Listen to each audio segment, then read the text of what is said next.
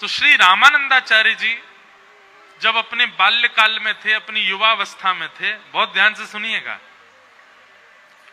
जब भक्ति के बीज रोपण नहीं हुए थे, बीजारोपण नहीं हुए थे उनके चित्त में, उस समय की बात है। नगर में कोई प्रवचन चल रहा था और श्री रामानंदाचार्य जी बैठ करके सुन रहे थे। तो प्रवचनकर्ता ने कहा, राम के भरोसे बैठ जाओ, राम जी सब आनंद करा देंगे। जैसे अभी हम कह रहे हैं ठाकुर जी पर छोड़ो सारी इच्छाएं, ऐसे ही कोई वक्ता कह रहे थे कि राम जी के भरोसे हो जाओ, राम जी सब करेंगे। अच्छा एक बात सुनिएगा, कई लोग यहां बैठे हुए कहीं ऐसा अनुमान मत लगा लेना कि भाई हाथ पे हाथ धर के बैठे रहो, सब आलसी बन जाओ, सब काम राम जी करेंगे, ऐसा नहीं कह रहे हम। सामान्य कर्तव्यों का निर्वहन आपको करना है। प्यास लगेगी पानी पीना है, भूख लगेगी भोजन करना है, कर्म करते हो, अपने दफ्तर जाना, हॉस्पिटल जाना, क्लिनिक जाना, इधर जाना उधर जाना, ये सब करना है। एक्स्ट्रा जो इच्छाएं आपके चित्त में प्रकट होती हैं, जिसकी वजह से आप ओवर थिंक करते हो, वो सब खत्म करनी है, वो सब ठाकुर जी पे छोड़नी है। तो लेकिन यहां पर रामानंदाचार्य जी ने यही अर्थ लगा लिया कि राम राम करो तो राम जी पूरा जीवन पालन करा देंगे। तो रामानंदाचार्य जी ने जाकर के उन व्यास जी से कहा, बोले भगवान आप व्यास मंच पर बैठे हैं, हम आपसे कुछ कह तो नहीं सकते, आपकी सारी बातें स्वीकार हैं, पर आप कह रहे हैं राम जी के भरोसे बैठ जाओ, राम जी रोटी खवा देंगे क्या? तो व्यास जी थोड़े से क्रोध में आ गए और क्रोध में आके उन्होंने कहा, हाँ अगर राम जी के बस में आ जाए तो राम जी रोटी भी खवा देंगे, तुमको कोई कुछ नहीं करना पड़ेगा, राम राम जपो बस, राम जी रोटी भी खवा देंगे। रामानंदाचार्य जी ने सारे गांव के लोगों को बुलाया, भैया देखो हमारी बात सुनो, मैं अपने गांव से कोसों दूर एकांत एक अज्ञात स्थान पर जा रहा हूं, ना रोटी लेके जाऊंगा ना दाल, कुछ नहीं लेके जाऊंगा अपने साथ, केवल राम राम जपूंगा। 24 घंटे के अंदर अगर राम जी ने मुझको रोटी खवा दी तो मैं स्वयं आप सबके सामने वचन लेता हूं कि जीवन भर राम नाम और प्रभु श्री राम का गुलाम बन के रहूंगा। लेकिन शर्त यह 24 घंटा में रोटी राम जी खिला जाएं, मैं कोई प्रयास नहीं करूंगा, मैं केवल राम राम जपूंगा। अज्ञात जगह जाऊंगा ताकि कोई परिचित पहुंच ना जाए, कहीं व्यास जी पहुंच ना जाए, कोई व्यवस्था मेरे लिए भोजन की ना कर दे, इसलिए अपरिचित अज्ञात जगह जाकर के राम राम जपूंगा। रामानंदाचार्य जी चले गए और कहीं दूर पहाड़ों के पास नदी के किनारे पहुंचे, वहां पर एक विशाल वट का वृक्ष था, उस वृक्ष के घने वृक्ष के अंदर चले गए, ऊपर बैठ गए ऊपर, और ऊपर बैठ करके राम राम राम राम राम राम राम राम राम जपने लगे। जपते जपते थोड़े ही घंटे बीते, इतने में ही कोई तीर्थ यात्री आए और तीर्थ यात्रियों ने आकर के नदी में स्नान किया, स्नान आदि करके अपना झोला वोला रखा था, झोला खोला, वस्त्रादि पहने दूसरे, और कहा भैया बहुत भूख लगी है, पिछले गांव से कुछ प्रसादी लेकर के आए हैं, उसको पालें, यहीं पे फिर आगे चलेंगे। और उन तीर्थ यात्रियों ने प्रसाद खोला, उसमें पूड़ी सब्जी गुलाब जामुन आदि सब गांव के लोगों ने जो प्रसाद दिया वो सब था। प्रसाद खोल के सामने रखा ही था, इतने में ही एक डाकू आ गया, और डाकू अपनी सेना के साथ आया, आकर के बोला इन सबको बंदी बनाओ, इनके पास जो कुछ हो सब कुछ लूट ले चलो। वो बेचारे खा भी नहीं पाए, हाथ ऊपर करके खड़े हो गए। उनके झोला वोला देखे तो उसमें कुछ कपड़े, कुछ दक्षिणा, कुछ ग्रंथ किताब मिली। डाकुओं ने बोला सब हरण कर लो। तभी एक सिपाही बोले महाराज 56 भोग भी है, आपकी आज्ञा हो तो पालें, बढ़िया गुलाब जामुन पूड़ी सब्जी सब दिख रही है। डाकू बोला हाँ हाँ बैठो, सब लोग उड़ाना शुरू करो। अब सब लोग जैसे ही बैठे, इतने में ही पाते ही पता नहीं क्या हुआ, वो डाकुओं का सरदार था, बोले रुको रुको रुको, 1 मिनट थोड़ा जांच कर लो कि ये प्रसाद में कहीं जहर तो नहीं है।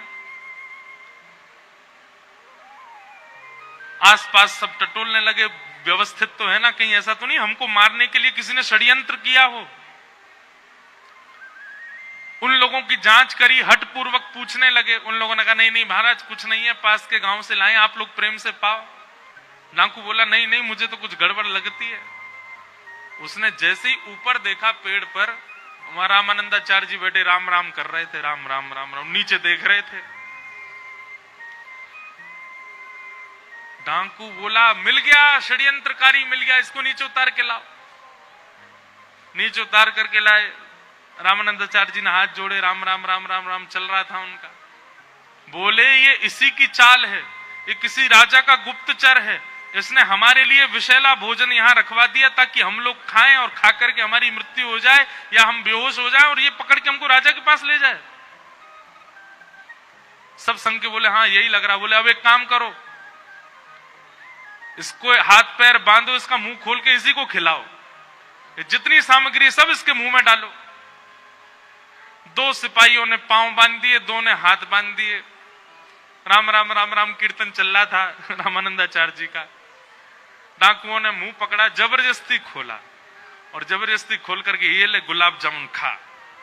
जैसे ही मुख में डाला रामानंदाचार्य जी के आंसू आ गए। बोले भैया राम नाम खिलाता नहीं है, जबरदस्ती हाथ पांव बांध के खिलाता है, ये राम नाम का प्रभाव है। महाराज रोटी सब्जी गुलाब जामुन पकौड़ी कचौड़ी रायता सब खवा दिया उनको। पेट बिल्कुल तर हो गया।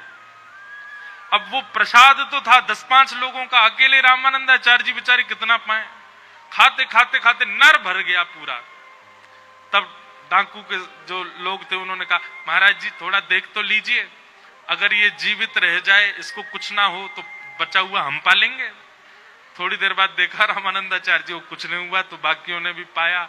हाथ पांव खोले, हे भाई जब तेने कोई षड्यंत्र नहीं किया था तो ऊपर क्यों बैठा था तू? बोले अब मैं क्या बताऊं मैं क्यों बैठा था।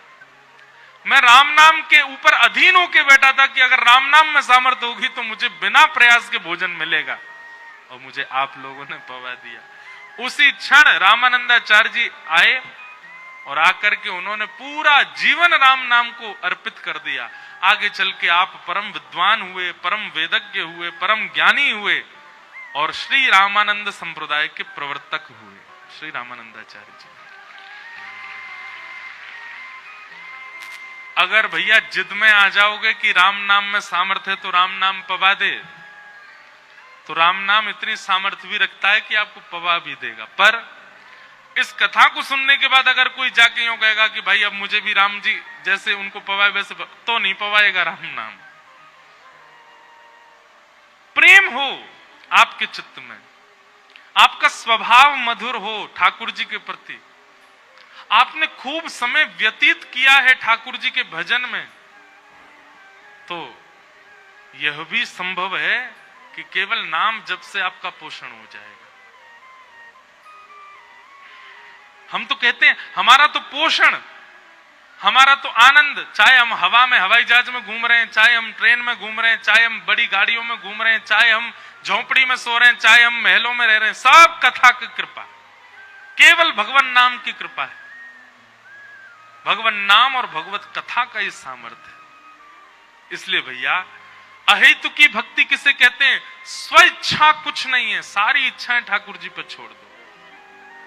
अहेतुक्य प्रतिहता ययात्मा संप्रसेदति। इस प्रकार भागवत जी का प्रारंभ श्री सूत जी महाराज सौनकादि ऋषियों के मध्य कर रहे हैं। आगे भागवत जी की रचना का विषय बताया गया। वेदव्यास जी महाराज ने ब्रह्म नदी सरस्वती के तट पर भागवत जी की रचना की और श्री वेदव्यास जी महाराज ने यही भागवत की कथा अपने पुत्र सुखदेव जी को प्रदान की। सुखदेव जी ने यही भागवत की कथा सबसे पहले राजा परीक्षित को सुनाई। राजा परीक्षित के विषय में प्रश्न किया गया कि राजा परीक्षित कौन है, इनके बारे में हमें बताओ। तो यहां से महाभारत का प्रसंग आता है। यदा मृधे कौरव संजयानाम वीरे स्वथो वीर गतिम गतेषु ब्रको महोदरा विग्ध गदा विमर्श भृगुनोरुदंडे धृतराष्ट्र पुत्रे। बहुत सावधानी से सुनो। महाभारत का युद्ध अपने अंतिम पड़ाव पर चल रहा था और तभी भीम ने दुर्योधन की जंघा पर प्रहार करके अपनी गदा का दुर्योधन को गिरा दिया और महाभारत का युद्ध पांडव जीत गए। पांडवों के पक्ष में जैसी विजय आई, दुर्योधन बदले की आग में जगने लगा। बंधुओं, ये बदला लेने की इच्छा किसको होती है? ईर्ष्यालु व्यक्ति को ही होती है। बहुत ध्यान से सुनिएगा। हमारे हिंदू वैदिक सनातन धर्म में बदला नहीं लिया जाता, टिट फॉर टैट नहीं होता, जैसी करनी वैसी भरनी नहीं होती। हमारे हिंदू वैदिक सनातन धर्म में व्यक्ति बदला नहीं लेते हैं, प्रकृति बदला लेती है।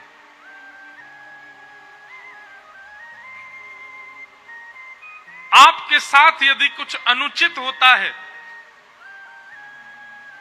और आप उसके बाद ये विचार कर रहे हो कि अब मैं इसको देख लूंगा, अब देखना मैं इसके साथ क्या करूंगा, अब ये एक राक्षस लक्षण है, राक्षसत्व का लक्षण है। बहुत सावधानी से सुनिए सब लोग।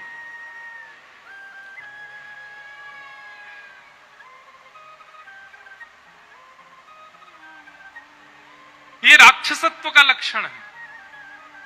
क्यों? कभी ये स्थिति सबके जीवन में आई है कि आप सबके साथ कुछ ऐसा हुआ और आप सबने उसी समय प्रण लिया कि अब देखना मैं क्या करता हूं। उसी समय से आप राक्षसों की तरह सोचने लग जाते हो। कहां तक कहें, आप यहां तक भी सोच लेते हो कि इस व्यक्ति की मृत्यु कैसे हो जाए। ये राक्षसत्व नहीं है तो क्या है? ये ईर्ष्यालुत्व नहीं है तो क्या है? बदला वही व्यक्ति लेता है जिसके चित्त में राक्षस प्रवृत्ति हो।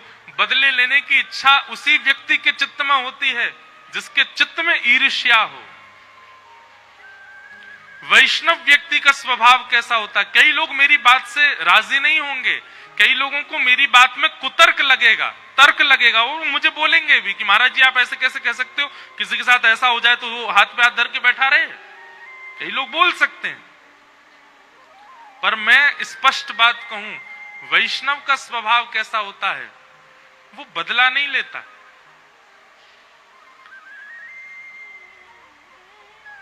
घटी हुई घटना पर भगवद इच्छा मानता है और भगवद इच्छा मान करके उसको जो भोगना है वो प्रकृति पर छोड़ देता है। और ये बात निश्चित मानिए, प्रकृति मतलब पृथ्वी, अग्नि, जल, वायु, आकाश, इनको प्रकृति कहते हैं। व्यक्ति जब अपने साथ घटी घटना का बदला नहीं लेता तो पृथ्वी, जल, अग्नि, वायु, आकाश उससे बदला लेते हैं। कुछ ना कुछ प्रकृति ऐसा करेगी। जैसे कई बार ऐसा होता है, घर में आपकी किसी से नोक झोंक हो गई, आपने किसी को बहुत सुना दिया, जबरदस्ती सुना दिया। आप पलटकर जैसे ही आगे चले तो पैर के नीचे छिलका आ गया, रिपट के आप गिर गए। तो दूसरा व्यक्ति क्या कहता है? मिल गया फल, और लड़ ले मुझसे। और ये वास्तविकता है, ये कोई मनगढ़ंत बात नहीं, ये वास्तविकता है। प्रकृति बदला लेती है। कई बार आप किसी संत के प्रति दुर्भाव रखते हो, घर में बैठे बैठे आपने मन में सोच लिया यार वो संत अच्छे नहीं है, वो तो ऐसे हैं, वो तो ऐसे हैं, और ये तो ऐसे हैं। और आप सोचते सोचते चाय पी रहे थे, अचानक गरम गरम चाय फैल गई, जल गए। मन में आई यार बहुत तेज जल गए। क्यों? प्रकृति बदला लेती।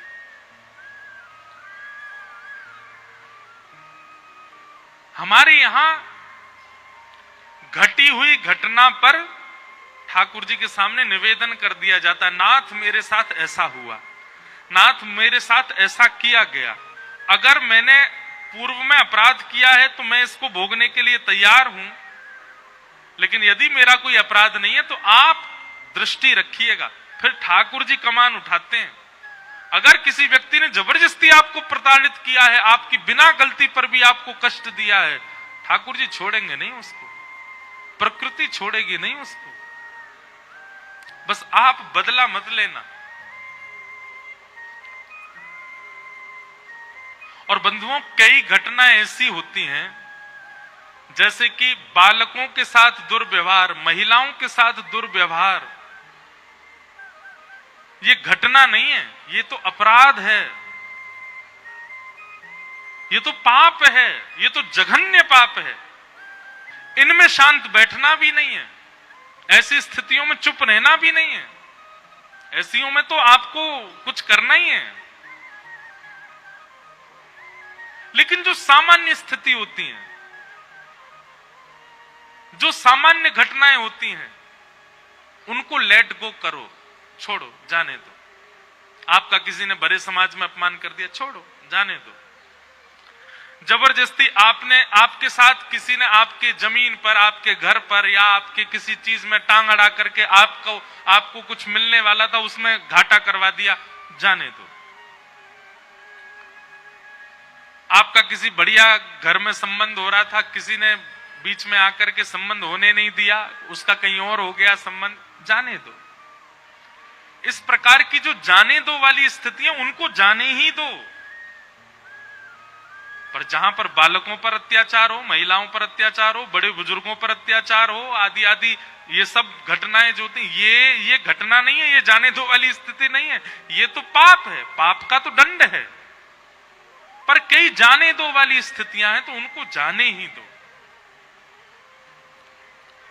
आप जैसे ही उनको जाने दो करते हो, आप जैसे उनको लेट गो करते हो, उसको छोड़ देते हो, प्रकृति आपका बदला लेती है फिर। पर कई लोग होते हैं, उनको बिल्कुल सहनशीलता नहीं होती, उनके साथ इतनी सी बात होती है, इतनी सी बात पर रात भर सोते नहीं। अब मैं क्या करूं, अब मुझे क्या करना है, अब मैं ऐसा कुछ करूंगा, इसको सबक सिखाऊंगा मैं।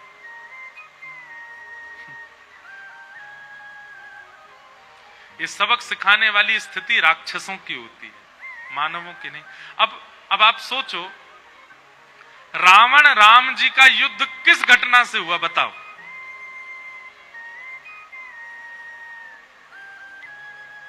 शूर्पणखा गई थी राम जी के पास, और राम जी के पास जाकर के, अब बताना इसमें गलती किसकी है। सब जानते हैं शूर्पणखा की गलती है, पर फिर भी हम पूछ रहे हैं। शूर्पणखा ने जाकर के राम जी से क्या कहा, मुझसे ब्याह कर लो, आप बहुत सुंदर हैं और आप बहुत सौम्य दिखते हैं। और मानस जी में तो ऐसा वर्णन है कि पूतना ने ऐसा कहा कि इतने सुंदर नहीं हो आप, राम जी से कह रही है, इतने सुंदर नहीं हो, पर हां काम चला लूंगी मैं, मुझसे ब्याह कर लीजिए आप। राम जी ने कहा, ये दिख रही हैं आपको, दूर बैठी हैं शिला पे? बोला, ये हमारी गृहिणी है, हमसे अच्छा है कि उनसे ब्याह कर लो, वो जो पतले से घूम रहे हैं ना नीचे, उनसे ब्याह कर लो आप जाके, हम तो ऑलरेडी रिजर्व्ड हैं। और बड़ी पत्नी के सारे अधिकार होते हैं, तो पहली पत्नी वही है, बड़ी पत्नी आप छोटी बन के जाओगी तो कैसे काम चलेगा।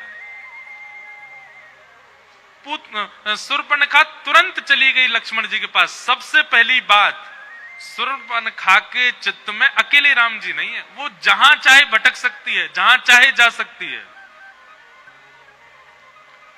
स्थिरता नहीं थी शूर्पणखा के चित्त में। लक्ष्मण जी के पास गई, बोले सुनो, हमसे ब्याह करो। और क्या कहती है, वो तो सांवले हैं, वो तो काले हैं, उनसे मेरी जोड़ी जमेगी नहीं, तुम मुझसे ब्याह कर लो, और उनकी तो पत्नी भी है, उनसे ब्याह करके क्या फायदा, तुम ही कर लो। लक्ष्मण जी बोले, देखो वो मेरे स्वामी हैं, वे मेरे स्वामी, उनकी पत्नी मेरी स्वामिनी, मैं तो दास हूं, और मैं दास तो मेरी पत्नी को भी क्या बनना पड़ेगा, दासी। बताओ, दासी बनने में तुमको अच्छा लगेगा?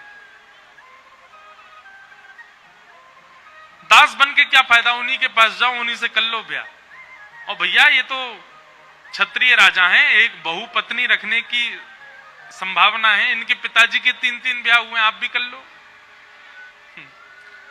फिर से गई राम जी से जाके बोली तुम ही करो मुझसे ब्याह। राम जी ने फिर उसको लक्ष्मण जी के पास भेज दिया। तो क्या बोलती है, बोले मैं तुम दोनों को खा जाऊंगी और तुम्हारे सहित इसको भी खा जाऊंगी, तीसरी जो है, मुझसे ब्याह करो। गलती किसकी है? शूर्पणखा की गलती है।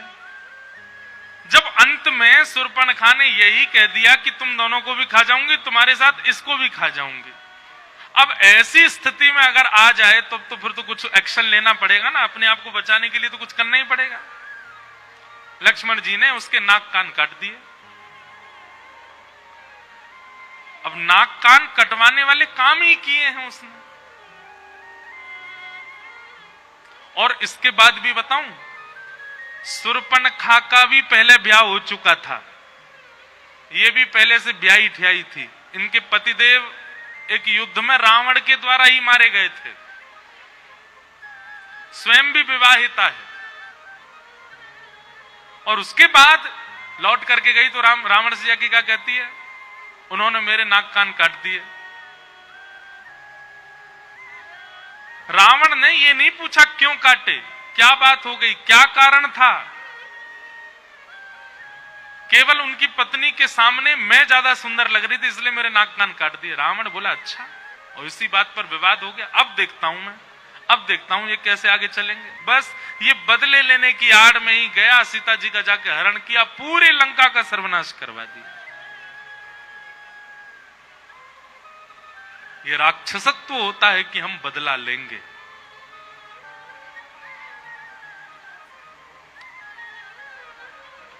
बदला नहीं, ये हमारे सनातन धर्म का स्वरूप नहीं है। अपराध पर, पाप पर दंड देना सनातन धर्म का लक्षण है, पर छोटी मोटी बातें, कुछ ऐसी चर्चाएं जिन पर अपने मान का हनन हो रहा है, अपनी इच्छाओं का हनन हो रहा है, अपने व्यक्तित्व का हनन हो रहा है, ऐसी जगह पर हमारे सनातन धर्म में छोड़ दिया जाता है, आगे बढ़ा जाता है, उस पर ज्यादा चिंतन नहीं किया जाता। प्रकृति उसका बदला लेती है। हमारे एक महाराज जी कह रहे थे, बोले पूतना के कान कट गए, कान कटते ही उसको भाग जाना चाहिए था, नाक कटाने क्यों खड़ी रही वहीं पे। भाई कान कटे उसके बाद ही तो नाक काटी होगी, और इतनी देर उसके पास थी कि दोनों को कटवाने के लिए खड़ी रही। तो हमारे एक महाराज जी बहुत सुंदर भाव बता रहे थे, बोले लक्ष्मण जी के पास एक तलवार थी, और वो तलवार कैसी थी, बोले वो ऐसे मुड़ जाती थी, गोल गोल हो जाती थी, मतलब अगर उस तलवार को ऐसे हिलाया जाए तो सर्प की तरह लहराती थी।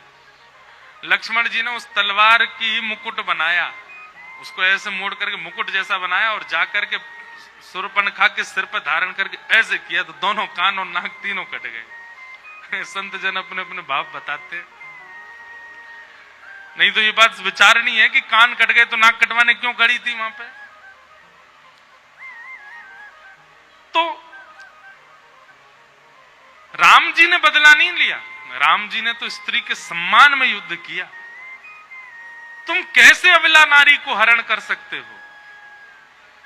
और उस युद्ध से पहले भी अंगद जी को भेजा है, उस युद्ध से पहले हनुमान जी को भेजा है कि जाके रावण को बता दो उसकी बुद्धि सुधर जाए, युद्ध की नौबत ना आए। लेकिन तब भी जब नहीं माना तब युद्ध हुआ, और युद्ध में ऐसा युद्ध हुआ विनाश ही हो गया, सर्वनाश हो गया।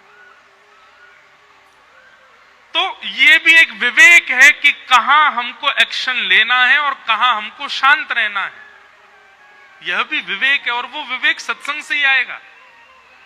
कई बार हम ऐसी जगह बड़बड़ाने लग जाते हैं जहां पर हमको कुछ बोलना ही नहीं था, जहां मौन रहना था।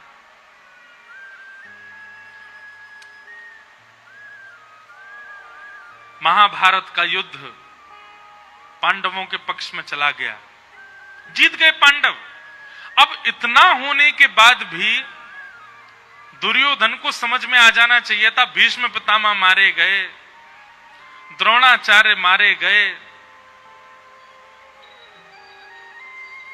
पूरी मेरी सेना खत्म हो गई, अब तो कम से कम उसको समझ जाना चाहिए था कि भाई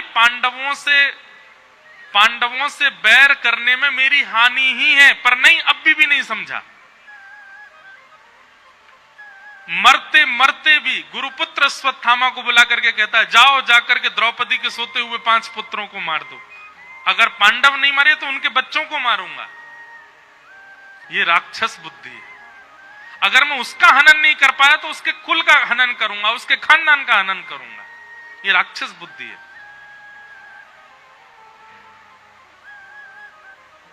पिक्चरों में देखने में आता है ना, कभी कभी पिक्चर देखते हैं तो उसमें क्या मिलता है, गुंडे क्या करते हैं, किसी से उनकी जब बैर हो जाता है तो उनके परिवार वालों को किडनैप कर लेते हैं।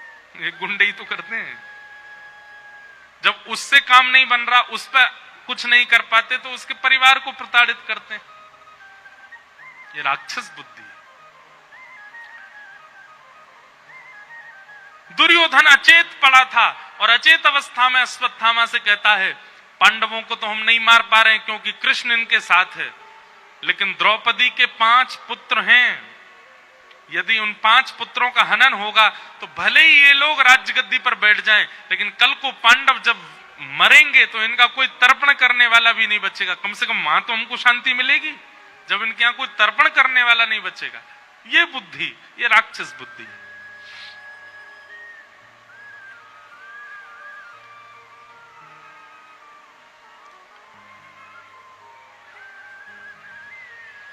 अश्वत्थामा गए, द्रौपदी के 5 पुत्रों को जैसे ही मारा, पूरे पांडव समाज में मातम छा गया। द्रौपदी ने जबकि अपने पुत्रों के हत्यारे अश्वत्थामा को जीवित छोड़ने की आज्ञा की, पूरा प्रसंग आता है, आधी दाढ़ी मूंछ मूड़ करके उसको जीवित छुड़वा दिया। पर अश्वत्थामा ने अब और राक्षस बुद्धि दिखाई। क्या? 5 पुत्र तो मारे गए, पर अब भी पांडवों के समाज में इनको जल देने वाला एक बालक है जिसका भी जन्म ही नहीं हुआ। और वो कौन है? उत्तरा के गर्भ का बालक। जीवित लोगों को मारने तक की इच्छा में भी राक्षसत्व होता है, पर जिसका जन्म ही नहीं हुआ उसको मारने की इच्छा प्रकट करना, ये तो घनघोर राक्षस का स्वरूप है। और अश्वत्थामा ने उत्तरा के गर्भ के बालक को, जिसका जन्म ही नहीं हुआ, उसको मारने के लिए अश्वत्थामा ने ब्रह्मास्त्र छोड़ दिया।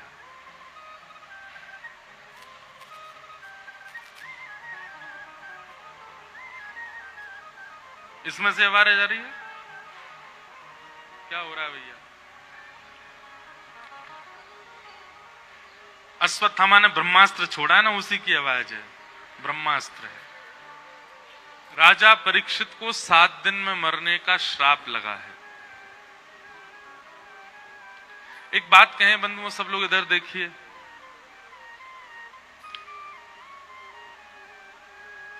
किसी वैदिक पुरुष, किसी ब्रह्मनिष्ठ पुरुष, किसी भगवत भाव वाले व्यक्ति के हृदय को जब हम पीड़ा देते हैं ना, उसको बोलना नहीं पड़ता, उसके बोलने से श्राप नहीं लगता। जब आप किसी वैष्णव के चित्त को पीड़ा देते हैं, उसके हृदय की पीड़ा ही आपके लिए श्राप है। कोई नित्य नाम जप करता है, नित्य श्री जी की सेवा में रहता है, किशोरी जी की बड़ी आराधना करता है, वैष्णव का ये स्वरूप होता है कि उसको कितनी भी पीड़ा मिले, वो अपने मुख से आपको कभी गलत नहीं बोलेगा। पर यदि कोई ब्रह्मनिष्ठ है और आपकी क्रिया उसको पीड़ा दे रही है, तो निश्चित है कि आपको श्राप अपने आप लग जाएगा। वो देगा नहीं, वो बोलेगा नहीं, आपको लग जाएगा।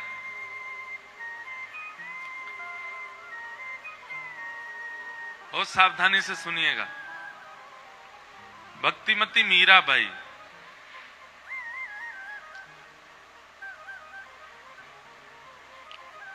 खूब पीड़ा दी। जब विवाह के बाद उनके पतिदेव का भगवत धाम गमन हो गया, उसके बाद उनकी ननद, उनके देवर सबने मिलकर के खूब पीड़ा दी मीराबाई को, पर मीराबाई ने कोई प्रत्युत्तर नहीं दिया। एक समय आने पर जब पीड़ा मीरा से अधिकों को होने लगी, मीराबाई को मारने के लिए विष बनवाया एक वैद्य के द्वारा, पर मीराबाई पी गई, कुछ हुआ नहीं उनको, तो वैद्य को ही विष पिला दिया। तब मीराबाई को कष्ट हुआ कि मुझे पीड़ा दी जा रही थी तब तक तो ठीक था, लेकिन अब मेरे अलावा औरों को भी कष्ट दिया जाता, अब मेरा यहां रहना ठीक नहीं। और गोस्वामी तुलसीदास जी से अनुमति लेकर के मीराबाई चली गई। जैसे ही मीराबाई ने मेवाड़ का त्याग किया, मेवाड़ में भूखमरी होने लगी, वर्षा नहीं हुई कितने वर्षों तक। पृथ्वी ने अन्न उगाना, फल उगाना, वनस्पतियों को प्रकट करना बंद कर दिया। अनेक प्रयास करने पर भी किसी भी प्रकार का कोई प्रयोजन नहीं हुआ, कितने वर्षों तक वर्षा नहीं हुई वहां पर। और इसके कारण लोग पलायन करने लगे, और जो पलायन नहीं कर पा रहे थे उनकी वहीं मृत्यु होने लगी। तब तत्कालीन मेवाड़ के जो राजा थे, मीराबाई के देवर राणा, उन्होंने किसी गुरु से जाकर के कहा कि हमारे मेवाड़ को पता नहीं क्या हुआ है, यहां कुछ नहीं हो रहा है।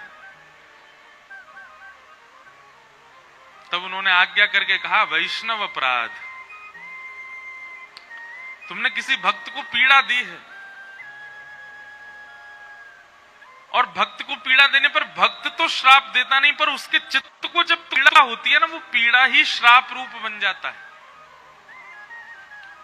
जब तक वो भक्त स्वयं आकर के अगर इस भूमि को और यहां के लोगों को क्षमा नहीं करेगा, तब तक यहां ऐसी स्थिति बनी रहेगी। तब राणा जी को पता चला कि मैंने अपनी भाभी मीरा को बहुत कष्ट दिया है। तब मीराबाई को वापस बुलवाने के लिए उन्होंने अनेक प्रयास किए, पर मीराबाई लौट करके नहीं आई। द्वारिकाधीश से प्रार्थना कर दी कि मेवाड़ आनंद में हो जाए, खुशहाल हो जाए, मेवाड़ में सब सुखी हो जाएं, आप कृपा कर दो, पर मैं अब वापस नहीं जाऊंगी। तब कहते मीराबाई की कामना की पूर्ति के लिए ही हमारे श्रीनाथ जी मेवाड़ में आकर के विराज गए। भक्त का अपराध दूर करने के लिए भूमि से ठाकुर स्वयं पधारे। फिर आज भी श्रीनाथ जी मेवाड़ में विराज रहे हैं। तो ऐसा नहीं होता है कि आपने कुछ गलत मुझसे बोल दिया या आपने किसी वैष्णव का अपराध कर दिया तो वो हाथ में जल लेकर के कहेगा जा तेरा नाश हो जाए, ऐसा नहीं होता है। आप किसी वैष्णव को पीड़ा दे देते हैं, वो शांत होकर चला जाता है, वही श्राप है आपके लिए। इसलिए कभी किसी वैष्णव का, भक्त का, ब्रह्मनिष्ठ का कभी कोहित मत चाहिए। और रही बात, कई लोग ऐसे होते हैं वो बात बात पर श्राप ही देते रहते हैं। कई लोग ऐसे होते हैं उन पर श्राप ही होता है, बोले अच्छा तेने अगर मेरे संग ऐसा किया तेरे संग ऐसा हो जाएगा। तो जो बात बात पर श्राप देते हैं, कलयुग में उनकी बात का कोई प्रभाव नहीं होता। मैं एक बार कहीं बता रहा था कथा में कि मैं गिरिराज जी की परिक्रमा दे रहा था। तो परिक्रमा देते देते मेरे पीछे 2-4 बालक चल रहे थे, कुछ दे दो दे दो दे दो मांग रहे थे। वो एक को दे दिया, वो अपने रिश्तेदारों को लिया और मांगो। अरे मैंने की खाली जेब है मेरी, कुछ है नहीं मेरे पास। बोले दे दे तेरा भगवान भला करेगा, यूं होगा त्यों होगा। जब नहीं दिया तो बोले रुक जा आगे चल तेरा पांव टूट जाएगा। तो जो बात बात पर ऐसा आपको कह देते हैं, कई ऐसे लोग होते हैं, कई बहुत गलती से ज्ञानी बन जाते हैं ना लोग, वो भी ऐसे हो जाते हैं, अच्छा हमारा अपमान कर रहे हो जाओ तुम्हारा ऐसा हो जाएगा। घबराने की आवश्यकता नहीं। जो बोल करके करते हैं कलयुग में उनका श्राप नहीं लगता, पर जो वास्तविक होते हैं उनके हृदय को पीड़ा होती है ना, तो वो बुरा तो आपका नहीं चाहेंगे, पर उनकी हृदय की पीड़ा ठाकुर जी तक पहुंच जाती। भक्त भक्त भगवंत गुरु चतुर नाम वपु एक। भक्त को दी गई पीड़ा ठाकुर जी तक होती है, वो ठाकुर जी उसका बदला लेते हैं। इसलिए कभी किसी का अनहित मत चाहिए। आपको कोई बात बुरी लगे आप कह दीजिए, आप उससे उसका समाधान ले लीजिए, पर किसी का अनहित मत करिए, क्योंकि कलयुग में श्राप बोल करके नहीं दिया जाता है। पीड़ित हृदय ही श्राप है कलिकाल में। राजा परीक्षित को श्राप लग गया 7 दिन में मरने का। तत्पश्चात गंगा के तट पर राजा परीक्षित गए। अनेक संत वहां उपस्थित थे। सबसे राजा परीक्षित ने प्रश्न किया कि महाराज, जल्दी मरने वाली की मुक्ति का उपाय बताइए। तब कोई भी राजा परीक्षित को समाधान नहीं दे पाया। उस स्थिति में वहां पर आगमन हुआ श्री शुकाचार्य जी महाराज का। तत्रा भवद भगवान व्यासपुत्रो यदच्छया गामट मानो नपेक्ष अलक्षलिंगो निजलावतुष्टो व्रतस्य बालैरवधूत भेष। सुखदेव जी का आगमन हुआ। सुखदेव जी की एक पहचान बताइए क्या? प्रेमना पठन भागवतम सनई सनई। सुखदेव जी कैसे हैं? बोले चलते फिरते उठते बैठते बस उनके मुख से भगवान नाम भागवत के श्लोक ही प्रकट होते रहते हैं। आपने ऐसे कोई महापुरुष देखे जिनके मुख से भगवान नाम ही निकलता? कुछ भी बात करो वो ठाकुर जी के नाम से प्रारंभ। हमने 2-3 महात्माओं के ऐसे दर्शन किए। उनसे आप कुछ भी कहो, महाराज जी कब आए? अपने राम रात को आ गए थे। आपने स्नान किया? हाँ, अपने राम ने स्नान कर लिया। आप प्रसाद पाएंगे? अपने राम को भूख नहीं है। अपने राम वहां जा रहे हैं, अपने राम राम कहकर के कई लोग बोलते हैं। भगवान नाम से ही उनका बात चलती है। एक हमारे और महाराज जी हैं, वो भगवान हर बात पे भगवान कहेंगे। भगवान आ रहे हैं, भगवान हम जा रहे हैं, भगवान हम ये, भगवान भगवान। मुख पर एक नाम ठाकुर जी का विद्यमान हो। अब देखो संसार में अगर आप ऐसे रहने लगे ना, तो हो सकता है कई जगह आपका उपहास हो, कई लोग आपकी हंसी उड़ाएं। पर एक बात याद रखिएगा, प्रेम में व्यक्ति को परवाह नहीं होती कि कौन क्या बोल रहा है। तो भक्ति में क्यों परवाह होती है? प्रेमी व्यक्ति को परवाह नहीं होती। उसकी माताजी समझाती है पिताजी, ए उस लड़की के चक्कर में मत रहे, ऐसा होगा, देख तो लोग क्या बोलेंगे तेरे बारे में। वो परवाह नहीं करता। प्रेम है तो प्रेम है। लड़की को समझाते हैं उस लड़का के चक्कर में मत रहो, ऐसा है वैसा है, ये करता है। उसको प्रेम होता है तो वो उसको परवाह नहीं होती लोग क्या कहेंगे। लेकिन भक्ति में सबको परवाह होती है। हम तिलक लगा के स्कूल कैसे चले जाएं, सब लोग बोलेंगे। हम कंठी पहन करके ऑफिस कैसे चले जाएं, सब लोग बोलेंगे।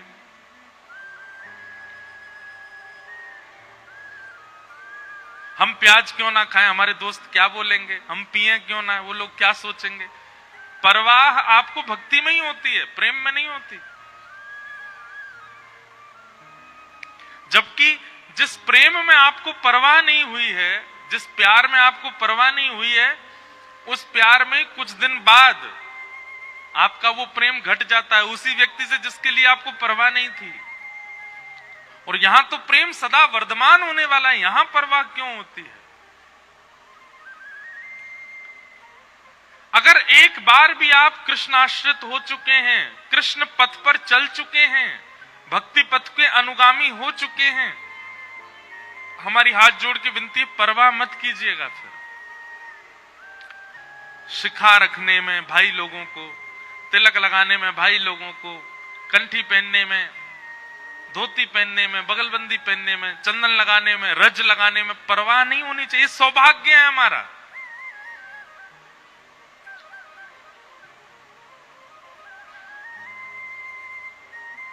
हम तो एक बात और कहते हैं, अगर आप वैष्णव हो और अभी तक अब आपका विवाह नहीं हुआ है, और विवाह के लिए माता पिता फोर्स कर रहे हैं तो अपने बायोडाटा में ये भी मेंशन करवाइएगा कि आप वैष्णव हो, आप हर महीने वृंदावन जाते हो, आप नाम जप करते हो, आप तिलक लगाते हो, आप कंठी पहनते हो, आप इन महाराज जी को सुनते हो।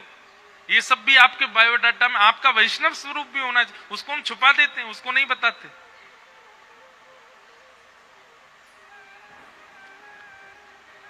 कम से कम सामने वाला अगर व्यक्ति आपसे विवाह करना चाहता, उसको पहले से पता तो होगा कि आप इस व्यवहार में हो। अगर वो योग्य होगा तो ही विवाह करेगा। अगर उसको लगेगा कि मैं इसके संग निर्वाह नहीं कर सकता तो नहीं करेगा। ये तो मेंशन होना चाहिए आपके बायोडाटा में भी। आप कथा सुनते हो, आप तिलक लगाते हो, आप मांस मदिरा का सेवन नहीं करते हो, आप हर महीने वृंदावन जाते हो, ऐसे संकल्प होने चाहिए।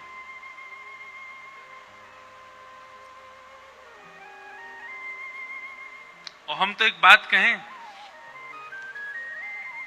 जैसे कई बच्चों की डिमांड होती है, हमारा जिससे ब्याह हो कम से कम डॉक्टर होना चाहिए, सिविल उसकी नौकरी होनी चाहिए, इतना पढ़ा लिखा होना चाहिए, इतना सुंदर होना चाहिए, ऐसा होना चाहिए, वैसा होना चाहिए। लोगों की डिमांड होती है कुछ, और फिर वो डिमांड अगर दिख रही होती है तो बाकी चीजों को नजरअंदाज कर दिया जाए। चलो ये है, डॉक्टर है, भले उसका घर नहीं है, बना लेगा, डॉक्टर तो है, चलो ऐसा है, बाकी की चीजें नजरअंदाज की जाती हैं। अगर आप वैष्णव हो तो आपके होने वाले संबंधी, आपके होने वाले जो, उसमें एक वैष्णव लक्षण तो होना चाहिए। ये पूछिए उससे। अगर वैष्णव लक्षणों से विमुक्त है तो चाहे कितना भी श्रेष्ठ क्यों ना हो, आप विवाह नहीं करो।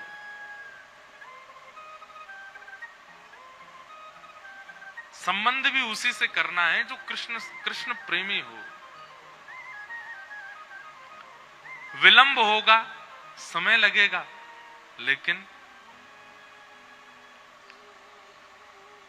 कम से कम भक्ति भाव तो बना रहेगा। और इसके बाद भी ना मिले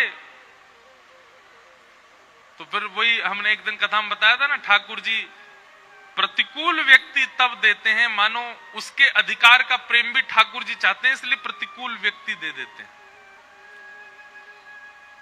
पर फिर भी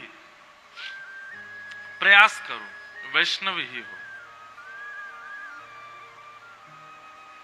देखिए, वैष्णव से विवाह करने में, वैष्णव के संग करने में, और केवल विवाह की बात नहीं है, मित्रता भी वैष्णव से ही करो। आप कहोगे ढूंढने से नहीं मिलते महाराज जी, कॉलेज, यूनिवर्सिटी, स्कूल, ऑफिसेज में कोई वैष्णव है ही नहीं, तो किसी से मत करो, व्यवहार मात्र करो, नाटक करो मित्रता का।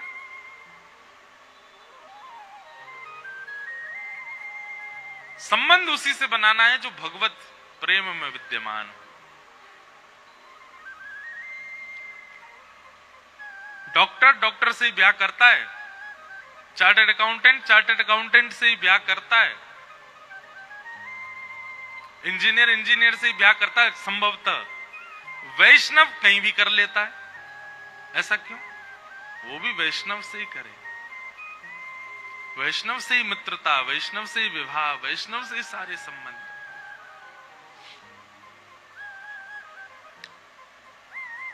और हमको प्राप्त करना चाहते हो, आप अपना ऐसा प्रस्ताव रखो, तो आपको वैष्णव होना पड़ेगा। अंगद जी महाराज की चरित्र आता है भक्तमाल जी में। उनका विवाह हो गया एक परम सुशीला, परम वैष्णव, परम भक्ता से। वो नित्य कथा सुनती थी, नित्य मंदिर जाती थी, नित्य भगवत सेवा करती थी, पर संभवतः अंगद जी जो थे वो बिल्कुल भक्त नहीं थे, भगवत भक्त नहीं थे, पत्नी भक्त पूरे थे, पत्नी के भक्त थे।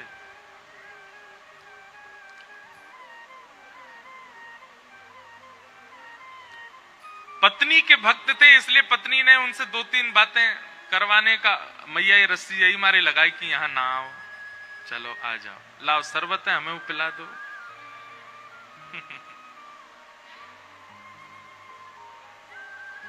क्या चाय ले जा रही है कि शरबत है? चाय? श्रोता चाय पिएंगे, कथा सुनेंगे?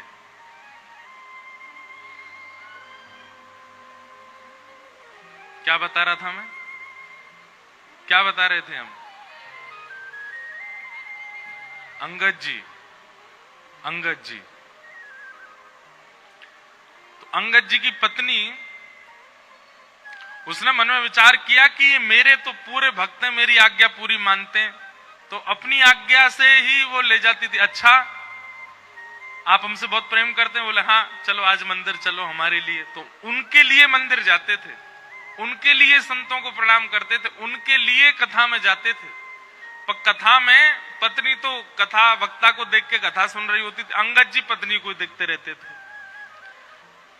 पत्नी पूछती, आज कथा में क्या सुना? बोले मैंने तो कुछ नहीं सुना, लेकिन तुम 5 बार मुस्कुराई थी वो मैंने देखा। व्यास जी ने कोई अच्छी बात बोली, तुम मुस्कुरा रही थी, मैं तुमको देख रहा था। बोली हाय राम, कैसे हो, पूरे मुझे ही देखते रहते हो। एक बार की बात कि अंगद जी की पत्नी को लगा कि पति तो अब हमारे पूरे अधीन है, भली चलो खुद इतनी भक्ति नहीं करते, हमको रोकते तो नहीं है। पत्नी ने कुछ संत जनों की टोली से कहा कि आप घर घर संकीर्तन करते हैं, आज का संकीर्तन मेरे घर कीजिए। घर में महाराज महात्माओं की जमात आ गई, सब संकीर्तन कथा करने लगे। तभी अंगद जी लौट करके आ गए। अंगद जी ने जब अपने ही आंगन में संत महात्माओं को कीर्तन करते हुए, कथा सुनाते हुए देखा, क्रोध आ गया। और क्रोध में भर के पत्नी से तो कुछ नहीं बोले, महात्माओं के चिमटा वगैरह उठा उठा के फेंकने लगे। बोले आप लोगों को पूरी दुनिया मिली हुई है, भजन संकीर्तन करना कहीं और आश्रम मठों में जाके करो, मेरा घर मिला था क्या? जाइए, चलिए बाहर निकलिए यहां से। निकाल दिया। उसी समय उनकी पत्नी ने संकल्प ले लिया। बोले मैंने एक कुभाव व्यक्ति के साथ में विवाह किया, जिसको ठाकुर जी से कोई संबंध नहीं, ठाकुर जी से कोई प्रयोजन नहीं, पर फिर भी इनका संग इसलिए किया क्योंकि मुझे कभी वैष्णवता में रोका नहीं इन्होंने। लेकिन आज जो इन्होंने किया, वैष्णव अपराध, संत अपराध, वक्ताओं का अपराध, महात्माओं का अपराध, इसके बाद भी यदि मैंने इनका संग किया तो ये उचित नहीं होगा। लेकिन पतिव्रता नारी हूं, छोड़ तो सकती नहीं, क्या करूं? उन्होंने संकल्प ले लिया कि अब जब तक तन में प्राण है, मैं अंगद जी की संग रहूंगी, इनको भोजन बना के पवाऊंगी, पतिव्रता नारी का पालन करूंगी, पर अपना मुख इनको नहीं दिखाऊंगी। घूंघट कर लिया। अंगद जी महाराज ने 2-3 बार टोका, आप अपना मुख क्यों नहीं दिखाती? बोले नहीं, बस ऐसे। 1 दिन, 2 दिन, 5 दिन, हफ्ता भर, महीना बीत गया। अब तो अंगद जी बेचारे, वो तो दर्शन ही पत्नी का ही करते थे, रोने लगे। बोले क्या बात है, तुम मुख क्यों नहीं दिखाती हो? पत्नी ने कहा, बोले आपने कभी कथा नहीं सुनी, कभी मंदिर नहीं गए, मेरे कहने से गए, बात ठीक है, पर आपने संतों का अपमान कर दिया, भगवत भजन करने वाले वैष्णवों का अपमान किया। वैष्णव अपमान करने वाला मेरा पति है, इसलिए त्याग तो नहीं करूंगी, पर हां मुख नहीं दिखाऊंगी जब तक प्राण है। अंगद जी इतने व्याकुल हो गए, व्याकुल हृदय से बेचारे अब घर आते हैं, लेकिन उनका मन नहीं लगता। महीने बीत गए पत्नी को देखे बगैर। इतने व्याकुल एक दिन कहीं जा रहे थे तो रास्ते में कहीं कथा चल रही थी। पहले तो मन में अंगद जी के आया, ये कथा नहीं, सब हमारा बर्बाद कर दिया घर में, ये कथा महात्मा संत वैष्णव इन्होंने ही सब आकर के समाप्त कर दिया है। लेकिन आज पहली बार अंगद जी के मन में आया, एक बार जाके सुनूं तो सही, ऐसा क्या बोलते हैं कथा में जिससे मेरी पत्नी ने कथा के चक्कर में, ठाकुर जी के चक्कर में मुझे त्याग दिया। कथा में जाकर के जैसे ही बैठे, थोड़ी देर सुनते सुनते सुनते आज महीनों बाद अंगद जी के मुखमंडल पर मुस्कान आई, नेत्रों से आंसू गिरने लगे। थोड़ी देर बाद ही अंगद जी देखा सब उठ गए। अंगद जी ने पूछा, भाई आप सब लोग उठ क्यों गए? बोले कथा विश्राम हो गई, 4 घंटे होती हो गई बस पूरी। अंगद जी बोले अब कब होगी? बोले अब कल होगी, इतने बजे से होगी। अंगद जी घर गए, लेकिन आज भूख प्यास नहीं लगी, नींद नहीं आई, रात भर प्रतीक्षा कर रहे हैं कब समय आवे, कब मैं फिर से कथा सुनने जाऊं।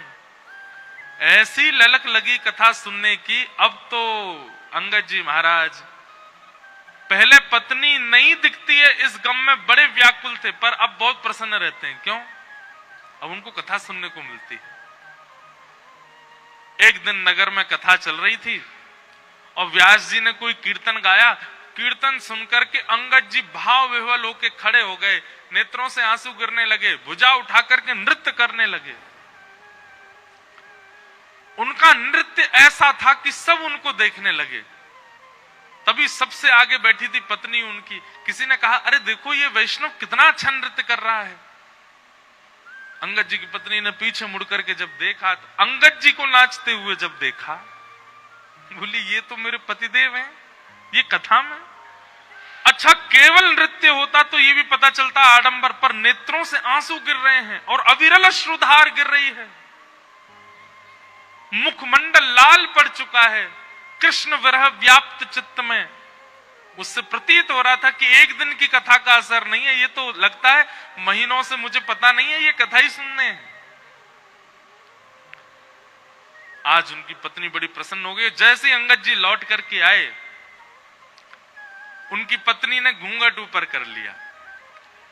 अंगद जी महाराज आते ही बोले, देवी घूंघट कर लो, मैं आ गया हूं। बोले नहीं नहीं, अब घूंघट की आवश्यकता नहीं है।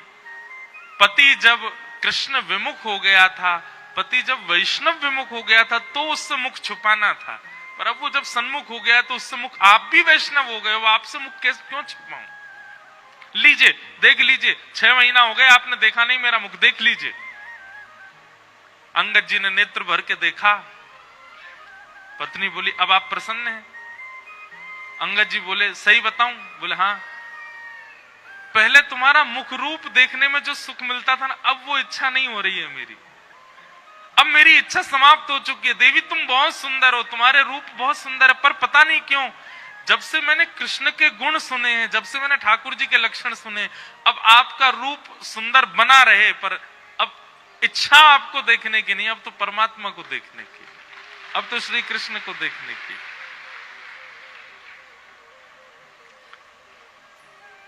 अंगद जी की पत्नी, उन्होंने ऐसा संकल्प लिया कि जिसके कारण उनके पति भगवत युक्त हो गए। हम इतने कठोर कदम उठा सकते हैं भक्ति भाव में? नहीं उठा पाएंगे।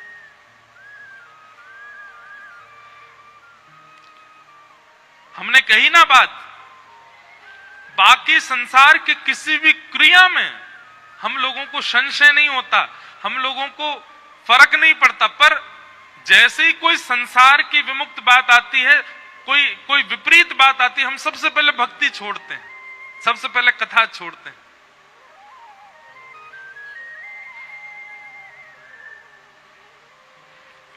अभी सागर में हमारी कथा थी, वहां एक वैष्णव बालिका आई कथा में।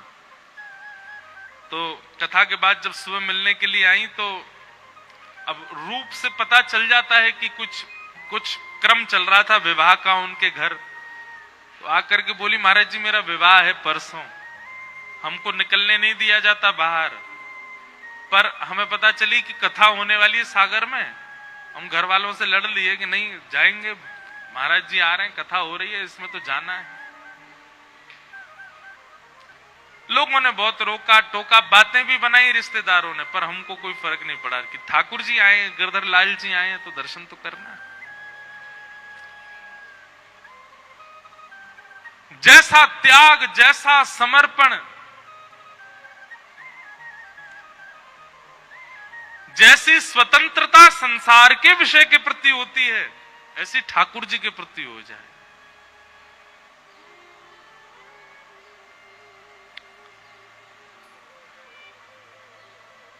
श्री सुखदेव जी महाराज का आगमन हुआ।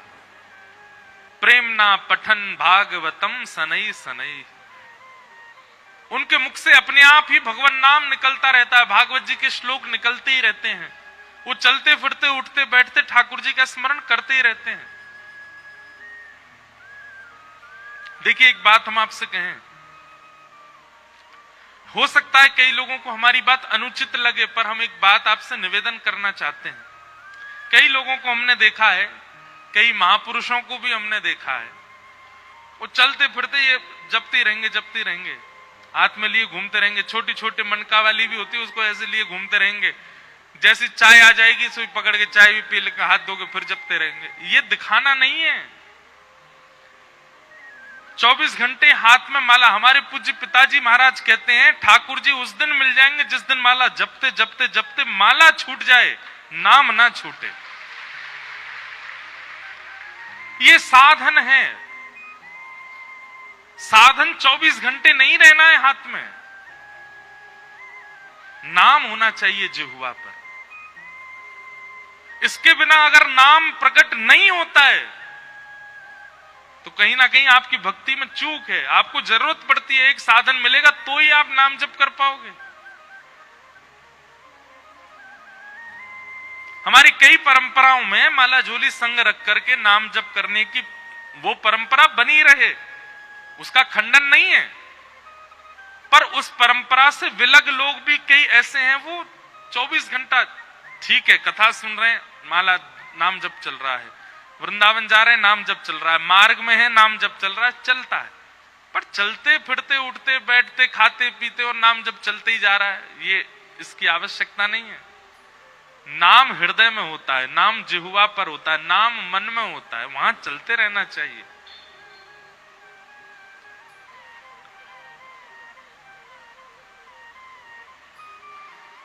सूर्यवंश के राजाओं की कथा सुनाई गई। इसी सूर्यवंश में भगवान श्री राम का प्रादुर्भाव हुआ। सब लोग हाथ जोड़ करके प्रभु श्री राम को प्रणाम कीजिए कि गुरुवर थे त्यक्त राज्यो व्यचरदनुवनम पद्म पद्भ्याम प्रियाया पाणिस्पर्शा क्षमाभ्याम रचत पथरुजो यो हरिन्द्रानुजाभ्याम वैरूप्या शूर्पणख्या प्रिय विरहरुषारोपित ब्रूविजंभ तस्ताभ्यवद्ध सेतु खलद वदहन कौशलेन्द्रोवतान।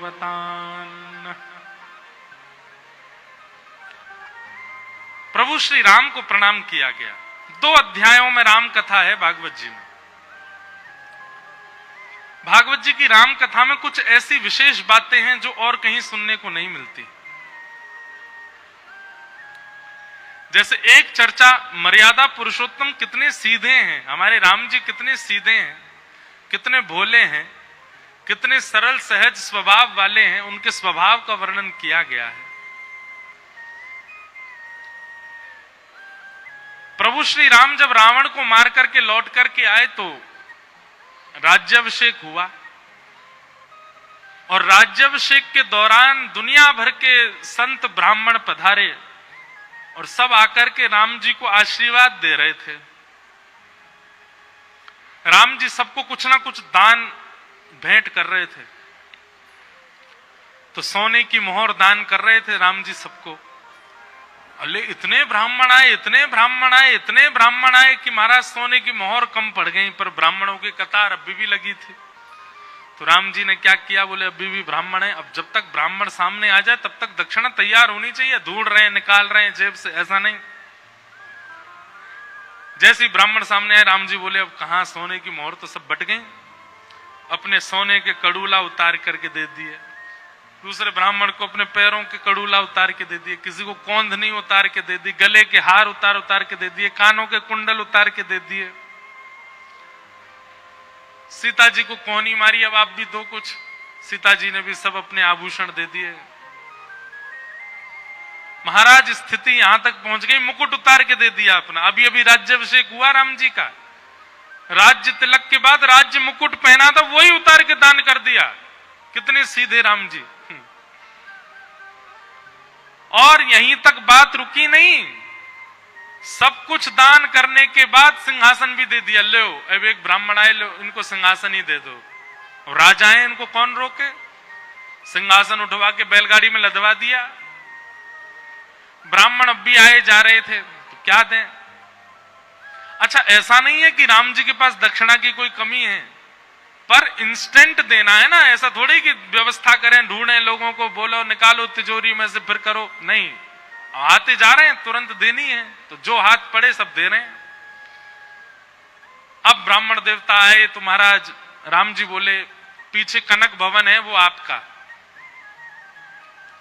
दूसरे ब्राह्मण आए बोले कौशल्या मैया का जो भवन है वो आपका, भरत जी का जो भवन है वो आपका।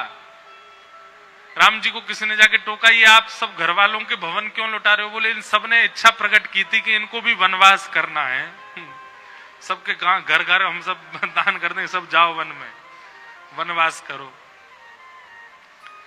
यहीं तक बात रुकी नहीं महाराज, अब भी ब्राह्मण देवता आ रहे थे तो राम जी ने क्या किया, उत्तर दिशा बांट दी, उत्तर दिशा दान में कर दी। बोले मैं एक छत्र सम्राट, आपको उत्तर की दिशा, पूरी दिशा आपकी।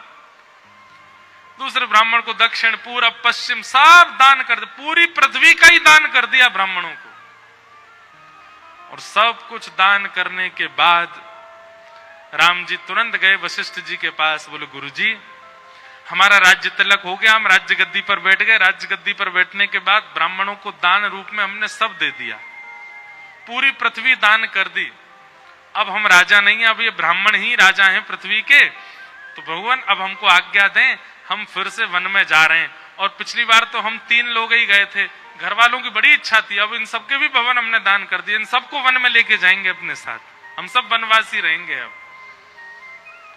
कौशल्या मैया आदि कोई ऐसा नहीं कि वन जाने से डर गई हो, पर वशिष्ठ जी को कहा कि आप कुछ करिए ना, ये राम जी ने क्या किया, सब दान कर दिया। वशिष्ठ जी बोले देखो ब्राह्मण आशीर्वाद देता है, यजमान दक्षिणा देता है, और फिर दक्षिणा देने के बाद ब्राह्मण फिर आशीर्वाद देता है। तो एक आशीर्वाद मिल गया, दक्षिणा आपने दी थी, अब दक्षिणा का आशीर्वाद तो ले लीजिए, फिर से बैठिए, सब ब्राह्मण आएंगे। फिर से सब ब्राह्मणों को कहा फिर से लाइन लगाओ, फिर से आओ। और बोले आशीर्वाद में क्या देना है? बोले जो जो राम जी ने दिया है उन सबको अपने दोनों भुजाओं से आशीर्वाद रूप में फिर से राम जी को दे दो। और राम जी का सिंहासन, राम जी का मुकुट, राम जी के कड़ूला, राम जी की कोंदनी, राम जी के हार, सब दोबारा ब्राह्मणों ने सब राम जी को वापस किए। सीता जी बोली ये क्या लीला थी? राम जी बोले देखो हम पहले संपूर्ण अपने राज्य को, अपनी गद्दी को, अपने मुकुट को, सबको ब्राह्मणों के आशीर्वाद से संचित कराना चाहते थे। अब ये सब ब्राह्मणों के स्पर्श से पवित्र हो गए, अब इस पर हम बैठेंगे और राज शासन करेंगे। अगर बिना ब्राह्मणों के आशीर्वाद के इन सबको स्वीकार करते तो कहीं हमारी मति बिगड़ जाती। इसलिए ऐसे भोले हैं राम जी, बहुत सीधे। हमारे ठाकुर जी, जितने राम जी सीधे उतने ही ठाकुर जी टेढ़े, उतने ही महाराज खतरनाक है हमारे प्रभु श्री कृष्ण। हैं दोनों एक ही, पर ये स्वभाव का परिवर्तन किया है। राम जी इतने भोले बनकर के आए कि जब द्वापर में बने तो बोले अब भोले नहीं, अब तो जितने भोले हम थे उतने ही तेज बन के आएंगे। और ठाकुर जी बन के आए, क्या क्या लीला की सब सुनते ही हैं। तो ऐसे प्रभु श्री राम को हम बारंबार प्रणाम करते हैं। बोलो राजा रामचंद्र भगवान की। राम जी से मर्यादा सीखने को मिलेगी। श्री कृष्ण ज्ञान प्रदायक हैं, प्रेम प्रदायक हैं, पर उस ज्ञान की और प्रेम की मर्यादा जब तक आप राम जी के चरित्र को नहीं सुनोगे तब तक कर नहीं पाओगे। इसलिए कृष्ण कथा बाद में सुनिए, पहले राम कथा सुनिए, पहले राम जी का चरित्र सुनिए। हम साल में एक बार राम कथा करते हैं। इस बार रामेश्वरम में करके आए। राम जी प्रेम कृष्ण जो जो देंगे वो सब उपहार है। बहुत ध्यान से सुनिएगा, कृष्ण से जो जो मिलेगा वो सब उपहार है, पर उस उपहार को रखने के लिए, उस उपहार को संभालने के लिए संदूक मर्यादा की श्री राम प्रदान करेंगे। किसी के पास रखने की सामग्री नहीं, उसको खूब सारे रत्न दे दो तो चोरी करने के भय बना ही रहेगा और चोरी हो ही जाएगी। किसी के पास अलमारी नहीं है, किसी के पास तिजोरी नहीं है, संदूक नहीं है, उसको करोड़ों के रत्न दे दो, चोरी हो जाएगी, संभाल ही नहीं पाएगा। ठीक वैसे ही श्री कृष्ण जितने भी रत्न प्रदान करते हैं उन सब रत्नों को संभालने के लिए, संवारने के लिए, सुरक्षित करने के लिए मर्यादा की संदूक श्री राम प्रदान करते हैं। इसलिए पहले राम कथा, पहले संदूक तो लेके आओ, तब तो रत्न रखोगे उसमें। राम कथा बहुत आवश्यक है। प्रभु श्री राम का सुंदर चरित्र